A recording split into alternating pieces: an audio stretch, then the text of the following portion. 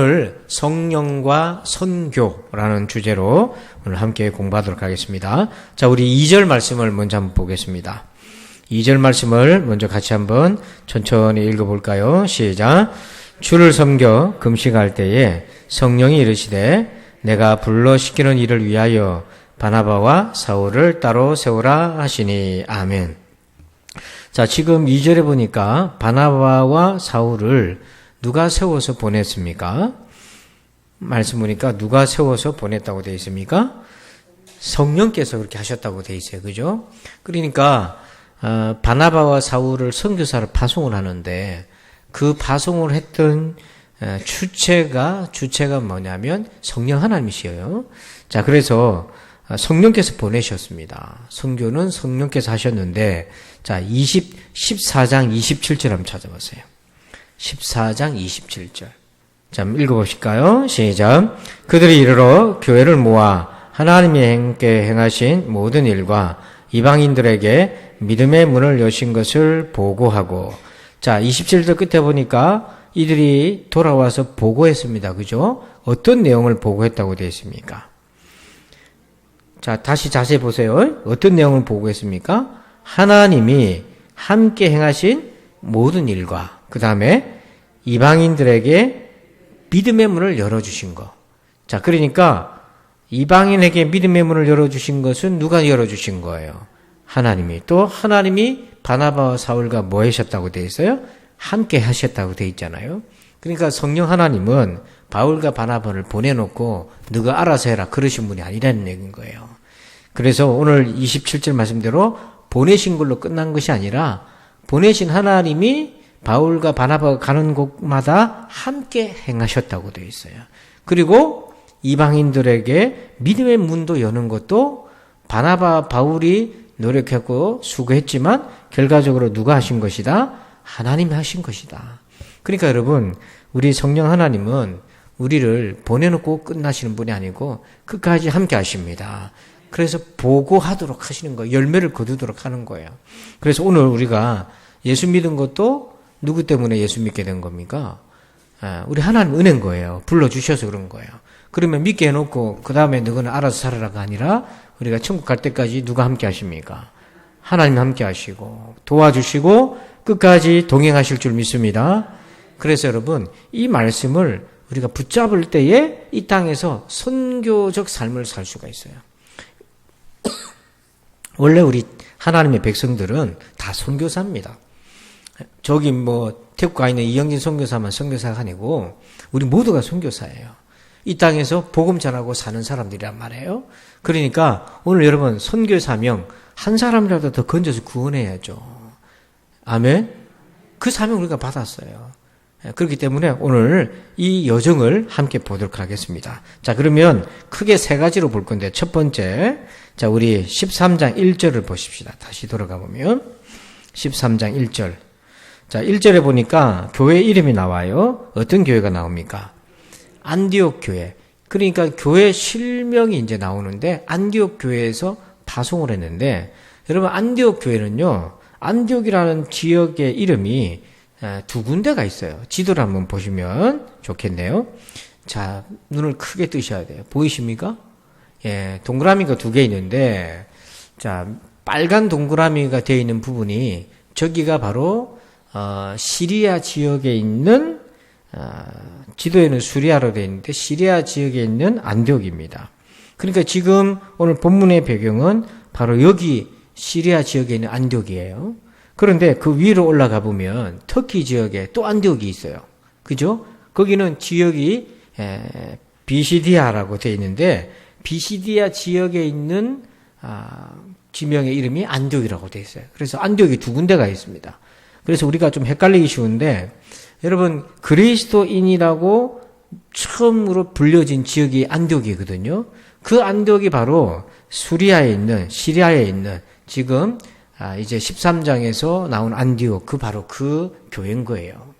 그래서 같은 이름이 두 군데가 나온다. 그래서 혼동하면 안 되겠고 잘 지명을 기억하면 좋겠다. 하나는 시리아에 있는데 하나는 터키에 있는데. 그래서 오늘 본문의 배경은 시리아, 이스라엘 바로 위쪽에 있는 그 안디옥을 가리킨다 하는 거예요. 자, 그런데 1절을 다시 보시면 1절에 직분자들이 나와요. 어떤 직분자들이 나옵니까? 선지자들이 있고 또 누가 있어요? 교사들이 있어요. 그러면서 대표적인 사람들의 이름이 쭉 나옵니다.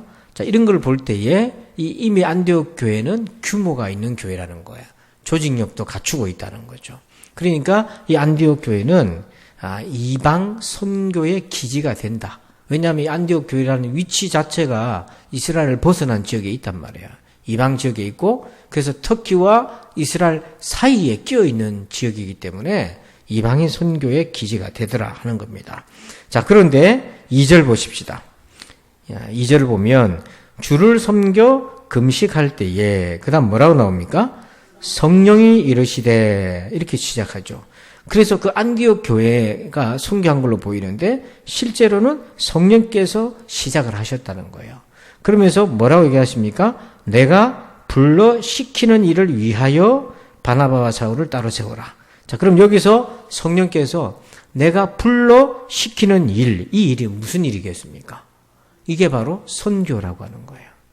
그러니까 여러분, 선교는 흔히 이제 이렇게 접근합니다. 많은 사람들이, 많은 교회가 이제 성도들을 선교에 동참하기 위해서 쓰는 멘트가 있어요. 선교하면 복 받는다 그러는 거예요. 물론 선교하면 하나님 복을 주시죠. 아멘이시죠. 근데 아멘입니까? 네, 선교하는데 복 받으려고 선교하는 게 아니잖아요, 사실은. 왜냐하면 이거 마땅히 해야 될 일인 거예요. 이거는 성령께서 불러서 시키시는 일이다. 그러니까 우리가 예수 믿고 천국 가는 것만 끝나는 것이 아니라 이 땅에서 바로 불러 시키는 일이 있는데 그게 선교하는 거다. 그래서 우리가 가족 전도하려고 그러고 이웃 전도하려고 하는 이유가 뭡니까? 바로 이 사명이 있기 때문에 그런 거예요. 그래서 여러분, 한 사람이 주 앞에 나오는 것이 얼마나 힘듭니까? 얼마나 어려워요. 여러분, 자녀 전도해 볼 때 얼마나 어렵습니까? 쉽게 안 되잖아요. 그래서 주 앞에 나온 한 영혼이 너무 귀한 거고. 그러니까 원수 마귀는 뭐예요? 그 믿고 있는 사람들을, 수많은 사람들을 실족시키려고 애를 쓰고 있잖아요. 그렇기 때문에 우리가 이 선교라는 거는 전도뿐만 아니라 끝까지 함께 가는 것도 중요하다는 거예요. 그렇게 보면 이제 비로소 이해가 되는 말씀이 한 구절이 있어요. 사도행전 1장 8절에 찾아볼 건 없고 오직 성령이 너에게 임하시면 너희가 권능을 받고 예루살렘과 온 유대와 사마리아와 땅끝까지 이르러 뭐가 된다? 내 증인이 되리라. 근데 여기서 우리는 흔히 성령 받으면 은사 받고 능력 받아가지고 복음 전한다 이렇게만 생각을 했는데 오늘 말씀과 이렇게 딱 비교를 해보면 선교는 성령이 시작하시는 거다는 거예요. 오직 성령이 임하시면 이렇게 시작하고 끝에는 너희가 증인된다. 그러니까 우리가 예수님의 증인으로 살려면 성령께서 시작하시는 거예요. 성령께서 그 일을 하시는 거죠. 그래서 우리에게 필요한 것이 있습니다. 그럼 우리는 어떻게 해야 되는가? 자, 3절 말씀 보십시다. 3절 읽어봅니다. 시작. 이에 금식하며 기도하고 두 사람에게 안수하여 보내니라. 아멘. 자, 이들이 안디옥 교회가 바나바 바울을 보내는데 이게 뭡니까? 순종했다는 거예요. 그러니까 여러분, 성령께서 선교를 시작하시는데 선교가 잘 되는, 왕성하게 될 수도 있고 그렇지 않을 수도 있어요. 여러 가지 변수가 있는데 그 중에 하나가 뭐냐면 보내라 했으니까 뭐 해야 됩니까? 그러면 보내야 되잖아요. 순종해야 되는 거예요. 성령님이 보낸 걸로 끝난 것이 아니라 끝까지 책임을 지시는데 우리가 할 일은 뭐냐면 순종하는 거예요. 근데 이게 거꾸로 돼가지고 성령님 하실 일을 내가 하려고 그러고 내가 보내고 말고 하고 우리가 해야 될 순종을 내팽개쳐버리면 이거 안 된다는 얘기인 거예요. 그래서 지금 이 안디옥 교회 성도들이 3절에도 그렇고 2절에도 그렇고 뭐 하고 있었다고 되어 있습니까? 금식하며 기도하고 있었다고요. 자, 2절에도 금식하고 있을 때 기도할 때 성령님의 음성을 들었고 또 3절에도 금식 기도하면서 바나바와 사울을 보냈어요. 자, 그러면 이 사람들이 왜 이렇게 금식 기도했나? 여러분, 기도는 성령님의 만남을 선명하게 해줍니다. 그러니까 기도는 뭐냐면 우리에게 하나님의 뜻에 순종할 수 있는 바탕을 만들어줘요. 그러니까 여러분, 우리가 올바른 기도가 뭘로 나타나야 되냐면 하나님의 말씀에 순종하는 것으로 나타나줘야 되는 거예요. 여러분, 기도는 절대로 우리가 과시하거나 내세우는 것이나 내 의가 아닌 것입니다. 기도는 순종의 바탕이 되는 거예요. 그렇게 했을 때 이 선교 출발은 성령님이 하셨고 성도들은 기도하면서 그 성령의 부르심에 순종했다. 이것이 첫 번째 출발이었어요. 자, 그런데 두 번째는 이게 하나님이 명령하시고 순종했는데 일이 술술 풀리면 좋은데 반드시 거기에는 장애물이 따라요. 왜냐하면 사단의 세력이 가만두지 않거든요. 그래서 두 번째로 이 바울과 바나바가 복음을 전하다 어려움을 만난 일이 생깁니다. 먼저 14장 8절 한번 가봅시다. 14장 8절.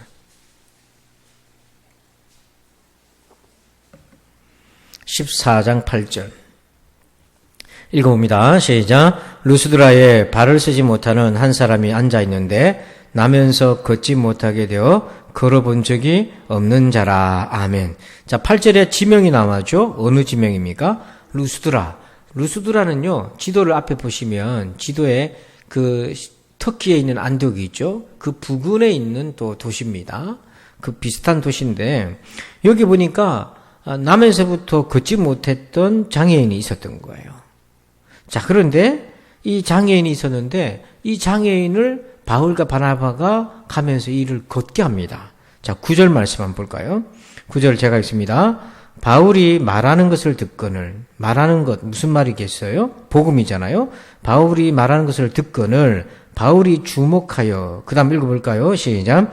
구원받을 만한 믿음이 그에게 있는 것을 보고, 그 남에서부터 안전병이었던 그 사람이 복음을 잘 듣고 있는데 보니까 바울 눈에는 그 사람에게 뭐가 있는 것이 보였다고요? 구원받을 만한 믿음이 있는 것처럼 보였어요. 그러니까 여기서 구원받을 만한 믿음이란 게 뭐냐면 고침받을 만한 믿음이 있더라는 거예요. 자, 그런데 그러면 도대체 이 고침받을 만한 믿음, 구원받을 만한 믿음이 어떤 것일까? 바울이 딱 보고 많은 사람 중에서 하필 그 나면서부터 걷지 못했던, 누가 봐도 고치고 회복할 수 없는 그런 중병을 알고 있는 그 사람인데 어떻게 그 사람이 고침받을 만한 믿음이 있는 것일까? 어떻게 그게 나타난 것일까? 자, 우리 성경을 한번 보십시다. 10절 말씀 보십시다. 10절입니다. 시작. 큰 소리로 이르되 네 발로 바로 일어서라 하니 그 사람이 일어나 걷는지라. 아멘. 자, 10절을 좀 주목해 보면요. 여러분, 사도행전 3장에서 혹시 기억나시나요? 안전뱅이를 고친 사람이 있어요.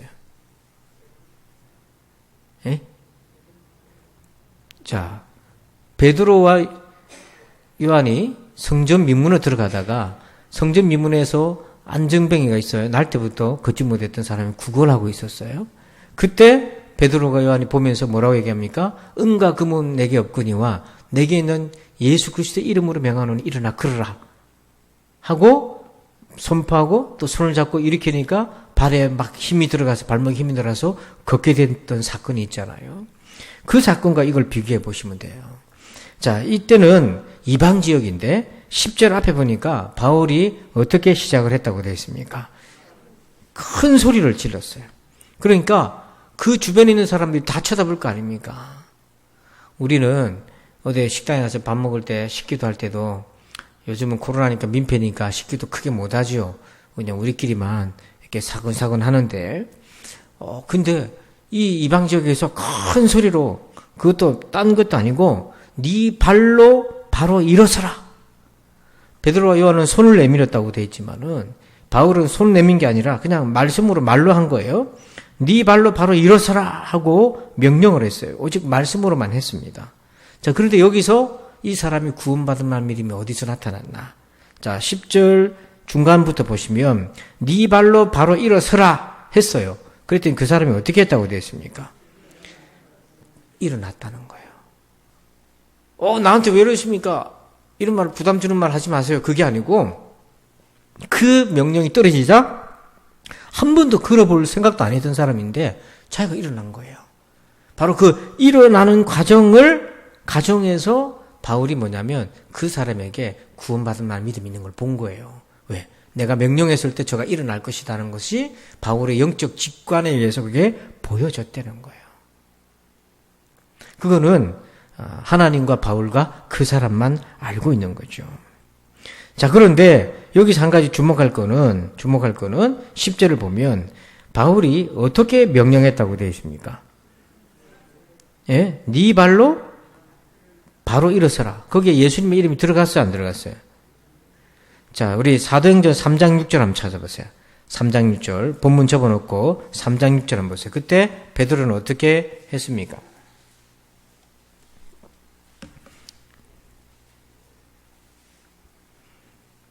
자, 3장 6절 여러분들 한번 읽어주세요. 시작.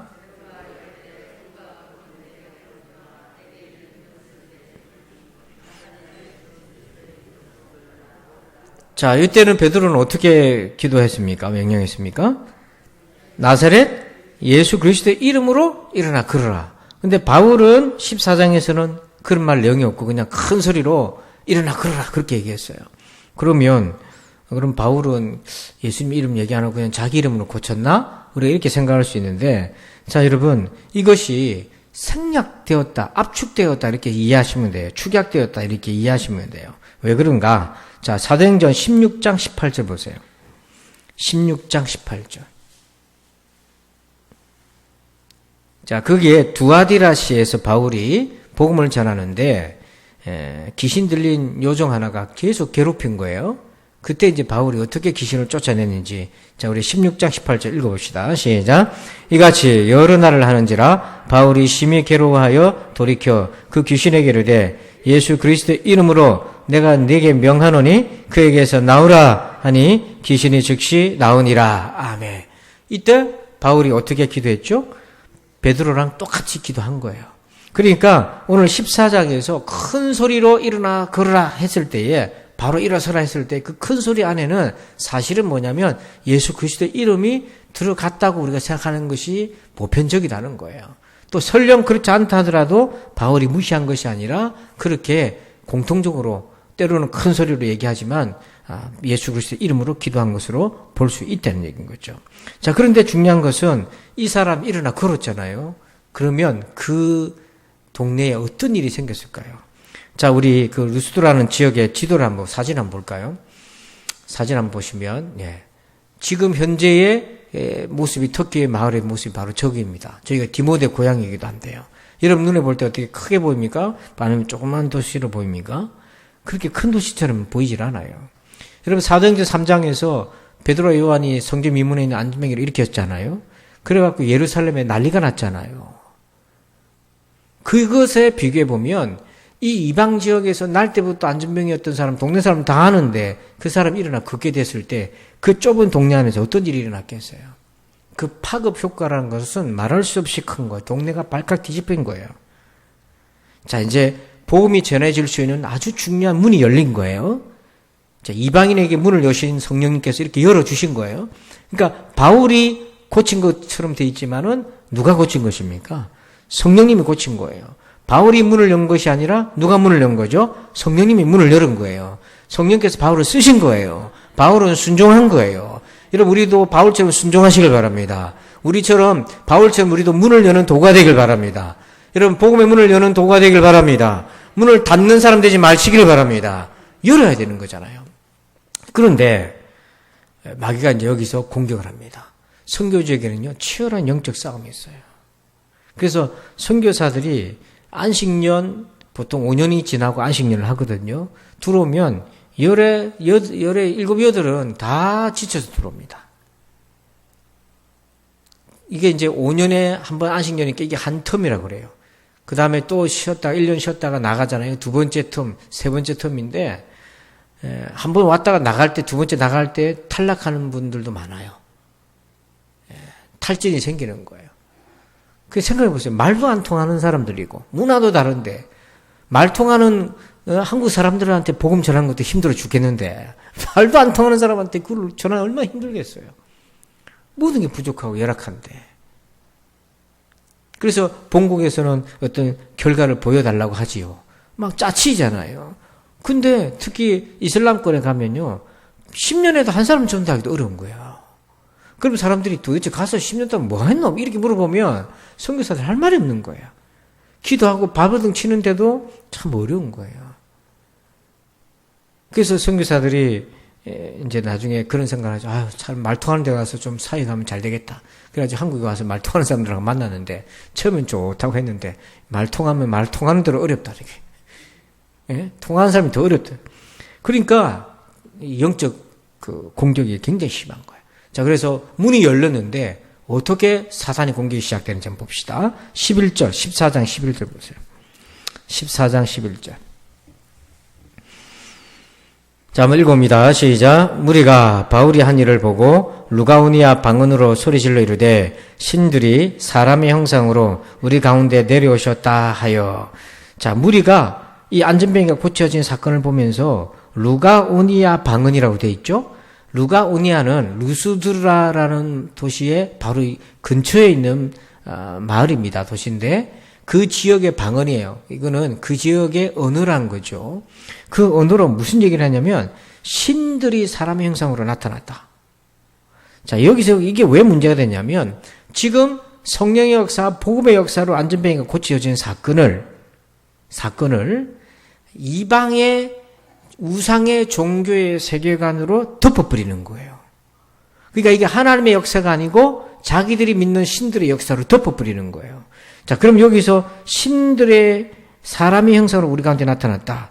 이게 바로 자기들의 세계관으로 복음의 역사를 덮어서 물타게 하는 거예요. 자, 어떻게 그렇게 했는가? 한번 보십시다. 12절입니다. 12절 읽습니다. 시작. 바나바는 제우스라 하고 바울은 그 중에 말하는 자이므로 헤르메스라 하더라. 자, 이 사람들이 바울과 바나바를 어떻게 생각하고 있습니까? 바나바는 뭐라고요? 제우스고 바울은 뭡니까? 헤르메스. 그러니까 지금 로마의 대표적인 종교가 있는데 그것이 제우스 신을 섬기는 거예요. 그러니까 이 사람들이 성령의 역사로 안전병이가 고친 것을 보고 고쳐난 것을 보고 어떻게 지금 물타기를 하냐면, 야, 우리가 섬기는 제우스 신이 강림해가지고 사람으로 나타나서 이 일을 벌렸다. 그래서 바나바를 제우스라고 얘기하고, 그리고 바울이 설교를 했단 말이에요. 복음을 전했단 말이에요. 그걸 보고 바울 보고 헤르메스다. 여러분, 헤르메스는요 제우스 신의 아들이에요. 근데 헤르메스가 하는 역할이 뭐냐면 제우스의 뜻을 전하는 그런 역할을 하는 겁니다. 마치 제우스 신의 선지자같이 말을 전하는 역할을 하는 거예요. 그러니까 바울이 복음을 전하니까 바울을 보고 헤르메스고 점잖게 있고 옆에 있는 묵직하게 있는 바나바를 보고는 제우스다 이렇게 얘기하면서 결국에는 이 사건이 성령이 역사한 사건이 아니고 누가 역사한 사건이 되어버린 겁니까? 제우스가 역사한 사건이 되어버리는 거예요. 그러니까 여러분, 사단이 얼마나 교묘하게 복음의 물타기를 하는지 성령의 역사를 제우스 신의 역사로 둔갑을 시켜버리는 거예요. 이와 유사한 게 굉장히 많습니다. 우리도 그런 실수를 범할 때 있어요. 하나님이 하신 거를 자기가 한 것으로 둔갑시켜버려요. 그래서 바울과 바나바도 나중에 이 유혹에 빠지지 않기 위해서 이렇게 얘기합니다. 자, 13절, 14절 한번 읽어봅시다. 13절, 14절 시작. 시외 제우스 신당의 제사장이 소와 화관들을 가지고 대문 앞에 와서 무리와 함께 제사하고자 하니 두 사도 바나바와 바울이 듣고 옷을 찢고 무리 가운데 뛰어들어가서 소리질러. 자, 살아있는 신이 내려왔으니까 제사를 지내려고 제우스 신을 섬기는 제사장이 소와 화관들을 가지고 이제 제우스 제사를 지내려 한 거죠. 자, 그때 바나바 바울이 어떻게 행동했습니까? 옷을 찢었어요. 이거 하나님이 하신 거고 자기들이 한 것이 아니다. 여러분, 우리도 얼마든지 이렇게 자기가 한 것으로 물타기 할 수 있는 거예요. 주님의 은혜를 가질 수가 있는 거예요. 지난날 이렇게 돌아보면 수많은 성령 역사 가운데 그 성령 역사가 잘못된 이유가 뭔가? 결국에는 사람의 역사로 이렇게 물타기 해버린 거예요. 그게 참 유혹적이단 말이에요. 우리는 이걸 사실 얼마나 더 즐깁니까? 사람들이 인정해주고 알아봐주고 주목받는 것. 여러분, 신앙생활에 최대의 적이 있어요. 제가 목회자가 되어서 느끼는 최대의 적이 뭐냐면 이것입니다. 사람으로부터 인정받는 것입니다. 최대의 적이에요. 여러분, 사람으로부터 인정받는다는 것처럼 기분 좋은 일이 없어요. 그것처럼 짜릿한 순간도 없어요. 자, 그런데 그거는요, 중독입니다. 그래서 결국에는 사람으로부터 인정받으려고 그 사람을 기대하는 걸 채우려고 발버둥 치다 보면 결국에는 자기가 깨져버려요. 사람은 있는 그대로 존중하고 인정해줘야 됩니다. 여러분 사람이 부부 생활을 여러분 해보시면 결혼 생활도 해보셨지만 자녀들도 키워보지만 여러분 있는 그대로의 모습으로 존중해주고 거기서 조금씩 서로 조율해 나가야 되는 거지 우리가 누군가를 대조해주고 막 이렇게 될 수가 있나요? 우리 오순영 목사님, 우리 이성준 장로님하고 우리 이제 이성준 장로님 중국 가신 지 1년이 다 돼 갔잖아요. 장로님하고 몇 년 같이 생활하셨어요? 65년. 와, 감탄이 안 나오시네요. 65년 동안 장로님이 권사님 말에 협조도 물론 하셨겠지만 성격이 이렇게 바뀌시던가요? 어땠던가요? 차마 이렇게는 못 하시고 요렇게 여러분 65년 살아도요. 사람의 스타일 성격을 우리가 바꿀 수는 없어요. 그럼 어떻게 하는 게 제일 좋겠어요? 존중하고 조금 서로 배려하고 그렇게 이제 조율하면서 사는 거거든요. 근데 인정받으려고 하기 시작하면 어떤 괴로움이 있냐면 자기를 자꾸 그 사람한테 맞춰야 되다 보면 너무 힘든 거예요. 서로가 나중에 힘들어지는 거예요. 그래서 지금 바울과 바나바가 선교 사역을 갔을 때 생각해 보세요. 이 루스드라 지역의 사람들이 소를 들고 와가지고 살아있는 신이 내려왔다고 그랬을 때 여러분 물론 이게 황당한 일이지만 만약에 교인들이 정말 하나님이 쓰는 불의 종이요 능력의 종이다 그래가지고 막 추앙을 하기 시작했을 때 자기들을 우상 숭배하는 건 아니지만은 정말 추앙하기 시작했을 때 그 마음이 어떻겠습니까? 거기에 반드시 사단이 역사하기 시작하는 거예요. 틈타는 거예요. 뭐 또 이 얘기 듣고 난 다음에 은혜 받았는데도 불구하고 우리 목사님 교만하지 않게 하기 위해서 은혜 안 받은 척하고 앉아있지 말고 그런 말이 아니고요. 우리는 바울과 바나바는 자기의 옷을 찢었다는 말은 뭡니까? 이거는 아무것도 아니고 우리는 도구에 불과한 거예요. 하나님이 하시는 거잖아. 하나님이 하시는 거야. 우리 아무것도 아닌 거예요. 그래서 이것을 늘 깨어 있어야 되는데 사람인지라 연약한지라 유혹에 쉽게 굴복하면 막 이런 데 쫓아다니기 시작하면 그 중독이에요. 끝이 없어요. 끝이 없어요. 자, 15절 읽어봅시다. 시작. 이르되 여러분이여 어찌하여 이러한 일을 하느냐 우리도 여러분과 같은 성정을 가진 사람이라 여러분에게 복음을 전하는 것은 이런 헛된 일을 버리고 천지와 바다와 그 가운데 만물을 지으시고 살아계신 하나님께로 돌아오게 함이라. 아멘. 자, 15절 중간에 이런 헛된 거 하지 말고 여러분에게 뭘 전하는 것은 복음을 전하는 것은 복음을 분명히 전했어요. 복음은 예수님이잖아요. 그래서 지금 안진뱅이를 고치면서 복음을 전한 거거든요. 복음의 증거로서 능력으로서 안진뱅이를 고친 거예요. 그래서 예수 그리스도 이름을 전했는데 그 목적이 뭡니까? 15절 끝에 나와 있어요. 목적이 뭐라고 되어 있습니까? 하나님께로 돌아오게 합니다. 헛된 우상 숭배를 버리고 하나님께로 돌아오는 거다. 그러니까 여러분 복음의 목적은 헛된 일을 버리고 하나님께 돌아오는 것입니다. 예수 믿는 거는 헛된 일을 버리고 하나님께로 돌아오는 거예요. 예수 믿는 거는 이게 진짜다고 생각했는데 예수 믿고 보니까 이게 헛된 일이더라. 그래서 그걸 버리고 진짜이신 하나님께로 돌아오는 겁니다. 근데 이 돌아옴은 일회적인 것이 아니라 끊임없이 우리의 사는 동안에 계속해서 진행한 거예요. 여러분 버렸더니 또 버릴 것이 나와요. 여러분 살림살이를 딱 장만해 놓고 한 번씩 대청소해서 버리잖아요. 예? 그런 버려서 이제 버릴 게 없는 것 같지만 또 시간 지나면 또 뭐가 있습니까? 버릴 게 있죠. 그동안 돈 주고 많이 사다 모아서 또 버리고 또 몇 년 지나서 또 청소하다 보면 또 뭡니까? 또 버리고. 그러니까 여러분 끊임없이 우리 가운데 헛된 일들이 자꾸 들어오는 거예요. 그래서 예수 믿는 거는 헛된 일 버리고 계속해서 주님께로 돌아오는 거. 그래서 헛된 일이 점점 깊어지는 거예요. 처음에는 가시적인 헛된 일이 많지만은 예수 믿다 보니까 내 속에 헛된 게 너무 많은 거예요. 호황된 게 너무 많은 거예요. 내 안에 안 좋은 것도 너무 많은 거예요. 모난 것도 너무 많은 거예요. 부족한 성격도 너무 많은 거예요. 그런 거를 예수 믿는다는 게 뭐냐면 깨닫고 알아가고 그래서 그걸 버리고 그 부분을 또 하나님께로 뭐 하는 겁니까? 돌아오는 거예요. 그 부분을 또 하나님께 바치는 거예요. 여러분 우리의 자아라는 게 베드로를 보면 얼마나 자충우돌입니까? 그런데 그때마다 실족하고 지발에 걸려 넘어졌다가도 또 돌아오고 하는 그 과정을 통해서 결국 뭐예요?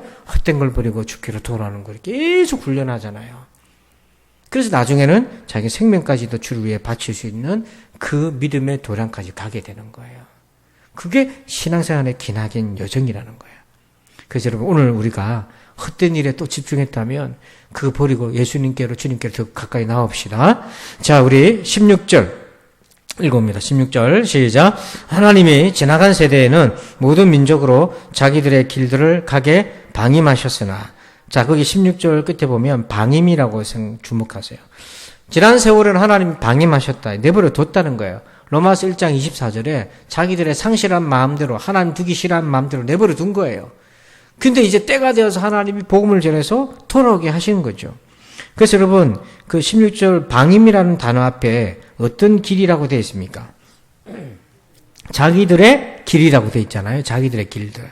그러니까 길은 두 종류가 있다.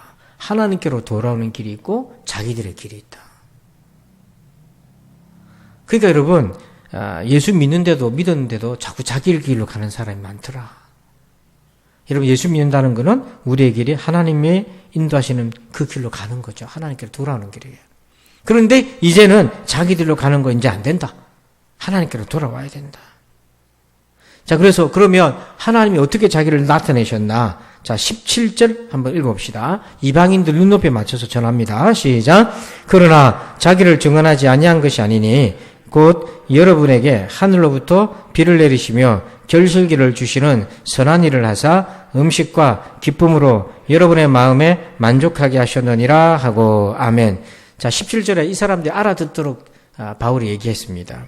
하늘로부터 비 내리고 결실기, 곡식을 거두어서 여러분들에게 음식과 기쁨으로 만족하게 하셨던 분이 누구라는 거예요? 그분이 하나님이라는 거예요. 그분이 제우스가 아니고 그분이 하나님이라는 거예요. 그래서 그들에게 하나님 앞으로 돌아오고 이 모든 것이 하나님이 하신 일이다. 즉 자연적 증거, 자연의 증거로서 드러내시고 예수 그리스도를 통해서 돌아오게 말하는 거죠.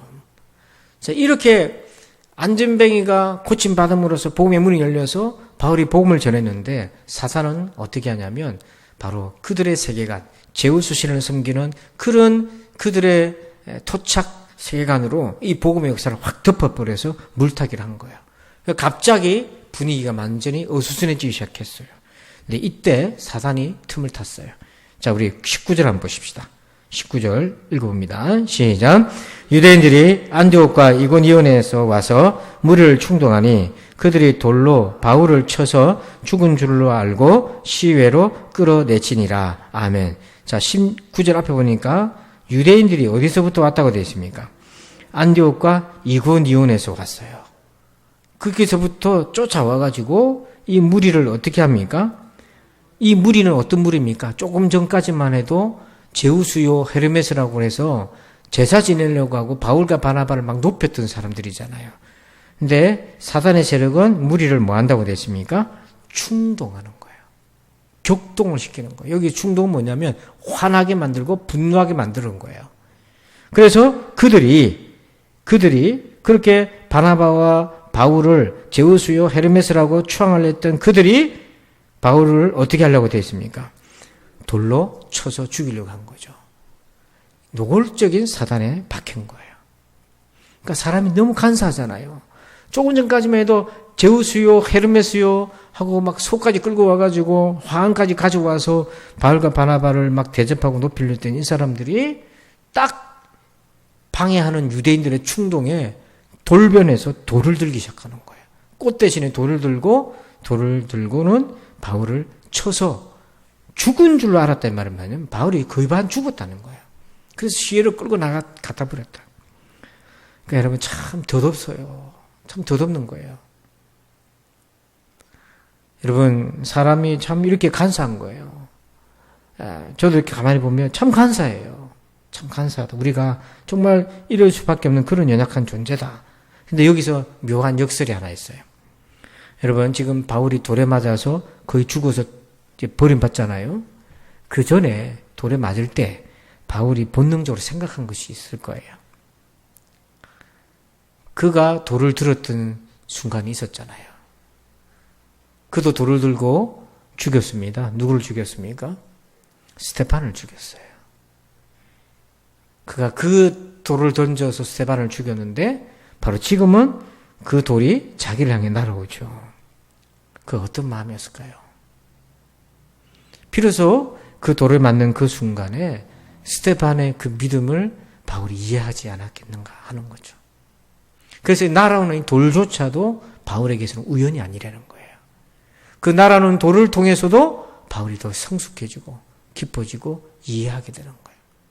그래서 이 돌이 그에게 상처를 주고 죽게 만드는 그 위기까지 몰고 갔지만 결국에 나중에는 이 돌이 그에게는 기쁨과 성령의 충만함으로 바뀌어져요. 참 희한하죠? 나를 죽이려 했고 날아왔던 돌이 나를 기쁨과 성령의 충만함으로 이끄는 이 묘한 신비를 어떻게 이해할 수 있나? 그게 바로 성령께서 하시는 역할이라는 거예요. 그래서 혹시나 돌에 맞는 기분 같은 어려움을 당하는 분들이 있습니까? 그럴 때 여러분 주님 앞에 나오시길 바랍니다. 그러면 그 돌의 성격이 바뀌게 돼 있어요. 자, 그랬을 때 20절 바울이 어떻게 됐나 봅시다. 20절입니다. 시작. 제자들이 둘러섰을 때에 바울이 일어나 그 성에 들어갔다가 이튿날 바나바와 함께 더베로 가서, 자, 20절 앞에 죽어서 내번겨진 바울을 누가 살려내죠? 제자들이. 이게 바로 팀이에요, 팀. 그러니까 여러분, 바울과 바나바 혼자서 이렇게 사역한 것이 아니라 팀들이 있는 거예요. 그래서 여러분, 교회는요, 팀입니다. 한번 따라서 볼까요? 우리는 팀이다. 시작. 팀은요, 팀원들 위해 서로 헌신하는 거예요. 지켜주는 거예요. 교회는 서로 지체잖아요. 연약한 지체가 있으면 강한 지체가 연약한 지체의 약점을 담당해주고, 그래서 서로 연결돼서 가는 거거든요. 그래서 선교 사역은 절대로 혼자 못합니다. 혼자 하면 다 나가 떨어져 버립니다. 팀이 돼야 되는 거예요.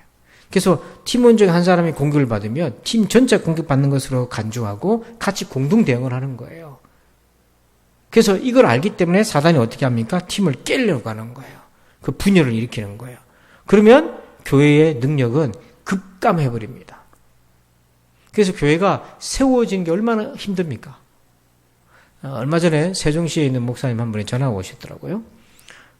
이제 페북에 글도 보고 이렇게 예전에 부산에 있던 목사님인데 거기 세종시에서 개척을 해가지고 있는데 세종시에만 성결교회가 개척한 데가 한 13군데가 된대요.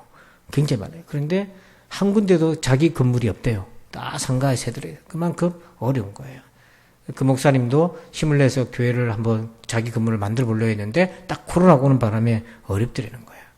그러니까 여러분, 교회가 이렇게 그분도 거기 가서 개척한 지가 거의 10년이 다 돼 가는데요. 교회가 이렇게 세워진다는 게 너무너무 어려운 거예요. 근데 문 닫는 건 하루아침인 거예요. 문 닫는 건 하루아침인 거예요. 그래서 너무너무 안타까운 거죠.